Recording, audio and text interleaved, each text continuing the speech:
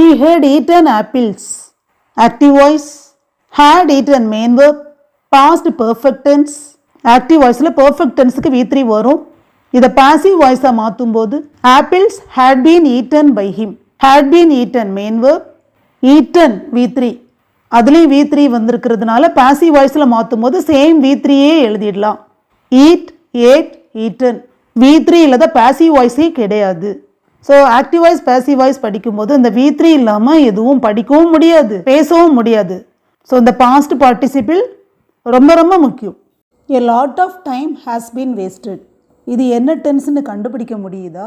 இது present perfect tense, ஆனால் இது பேசிவ் வாய்ஸ். இதோட மீனிங் நிறைய நேரம் வீணடிக்கப்பட்டது. யாரால் வீணடிக்கப்பட்டது? இதை ப்ரெசன்ட் பர்ஃபெக்ட் டென்ஸில் சொல்லும்போது we have wasted a lot of time. நாங்கள் நிறைய நேரத்தை வீணடித்தோம். இது active voice. A lot of time has been wasted by us. நிறைய நேரம் எங்களால் வீணடிக்கப்பட்டது. அந்த by us மறைவாக வந்திருக்குது, அது இன்டைரக்டாக இருக்குது. The parcel has been sent. அந்த பார்சல் அனுப்பப்பட்டது.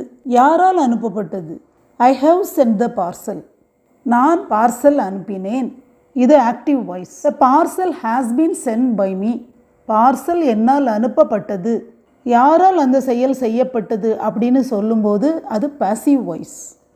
The plants have been watered by the gardener. செடிகளுக்கு தண்ணீர் தோட்டக்காரரால் ஊற்றப்பட்டது. The gardener has watered all the plants. தோட்டக்காரர் எல்லா செடிகளுக்கும் தண்ணீர் ஊற்றினார். All the plants have been watered by the gardener. எல்லா செடிகளுக்கும் தோட்டக்காரரால் தண்ணீர் ஊற்றப்பட்டது. New saplings have been planted by us in our garden. எங்களது தோட்டத்தில் இளஞ்செடிகள் எங்களால் நடப்பட்டது.